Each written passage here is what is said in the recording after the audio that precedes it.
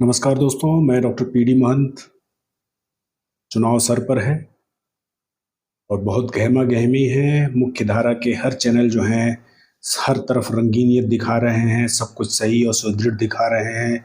लेकिन जो social media है उसमें जो सरकार का विरोधी पक्ष है वो लगातार उन मुद्दों को बहुत मुखरता से उठा रहा है जो जन सामान्य से संबंधित है। जैसे गरीबी है, महंगाई है, बेरोजगारी है, अमीरों और गरीबों के बीच की खाई है, स्वास्थ्य सेवाएं हैं, और अभी जो चल रहा है इलेक्ट्रल बॉन्ड है, और तरह तरह की चीजें हैं जिस पे उनको मुखरता से वो उठा रहे हैं। लेकिन और इसके साथ ही साथ जो और भी जो चुनाव चुनाव विश्लेषक हैं उनका कहना है कि ये लोग और ये संगठन और ये पार्टी और ये लोग जो हैं सरकार से असंतुष्ट हैं।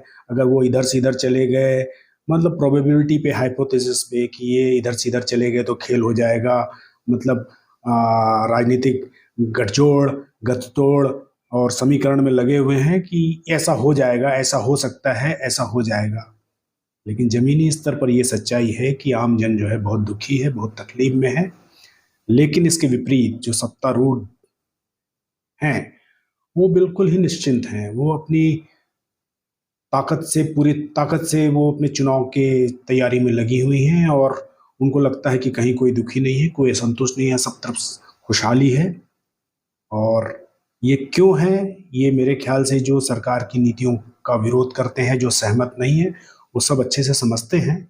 लेकिन वो आवाज उतनी मुखर हो नहीं रही है। कुछ लोग जो थे जैसे मुखर हुए, लाखों लोग सड़क पर उतरे, जैसे कि सुप्रीम कोर्ट के कुछ वकील थे जिसमें भानु प्रताप सिंह जी थे, और महमूद प्राचा जी जो थे, नरेंद्र मिश्रा जी थे, और कुछ सामाजिक संगठन, जैसे एक बड़ा संगठन है बामसेफ जिसके की नेतृत्व करता है बावन मेश्राम जी, ये सब सड़क पर थे। उदित राज जी हैं, इवन दिग्विजय सिंह जी हैं, ये सब लोग सड़क पर उतरे थे। लेकिन आज ये कहीं दिख नहीं रहे हैं, या हैं सड़क पर लेकिन इनको दिखाया नहीं जा रहा है। और इन सब के बीच सुप्रीम कोर्ट में ये केस लंबित भी है, लेकिन सुप्रीम कोर्ट पता नहीं क्यों ठिठक गया है। आगे कोई सुनवाई नहीं हो रही, कुछ हो नहीं रहा है। तो ये जान ले कि आप सिर काटते जाइए, सिर फिर उगेंगे, सिर काटते जाइए फिर उगते जाएंगे, लेकिन जब तक नाभि में तीर नहीं लगेगा बहुत मुश्किल होगा। और फिर हार तो निश्चित है, और हारने के बाद हर कोई इसी मुद्दे को कोसेगा कि ईवीएम के कारण हार गए, ईवीएम के कारण हार गए। और आप याद देख लीजिए, अभी पुतिन, रूस के जो राष्ट्रपति हैं, पुतिन को देख लीजिए, वो जो चाहते हैं वैसा ही होगा। और हमारे यहाँ हम शायद उसको कॉपी कर रहे हैं। तो अभी सिर्फ एक ही मुद्दा होना चाहिए, एक ही बात होनी चाहिए, और एक ही लड़ाई होनी चाहिए, जो है ईवीएम। उसमें जो आप सही गलत जानते हैं, जो उसमें बदलाव चाहते हैं, उसकी लड़ाई होनी चाहिए। जो अभी एग्जिस्टिंग जो ईवीएम है उस पर चुनाव नहीं होना चाहिए। इसका मतलब है कि ईवीएम को भूलने का नहीं। गुजराती में बोले तो भूलवा माटे नथे, कन्नड़ में मरइये बार दो, तमिल में मर्क कूड़ा दे, तेलुगु में मर्चीपो कोडो, पंजाबी में ना पूलना लई, बंगला में अमार स्नोकत्तर, मराठी में विसन्या साठी नाई, छत्तीसगढ़ी में ईवीएम को भुलावे झन, मलयालम में मर्क रुथ, मैथिली में बिसरब नाही, भोजपुरी में ना भुलाए के चाही, संस्कृत में ना विस्मत्यम्यम, मिजो में थेंगलह लहतूर, कोंकणी में विश्रुंक नाका, उर्दू में ईवीएम को मत भूलिएगा, और इंग्लिश में don't forget the EVM otherwise you have to forget everything. फिर आप सब भूल जाइए।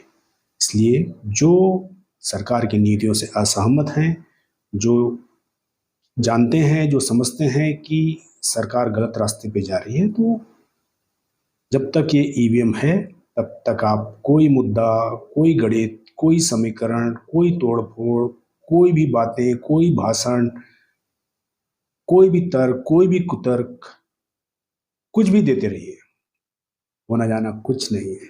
इसलिए विरोध ईवीएम पे ही बात करें। ईवीएम जब तक एग्जिस्टिंग है, जो मांगे हो रही हैं कि वीवीपैट का जो पर्ची है उसकी गिनती होनी चाहिए, इस मुद्दे पे आए। जब तक एग्जिस्टिंग ईवीएम है कुछ नहीं हो सकता, लेकिन कोशिश करिए। विरोध तो कर ही सकते हैं इस लोकतंत्र में जब तक हमारा लोकतंत्र जीवित है। कोशिश करिए।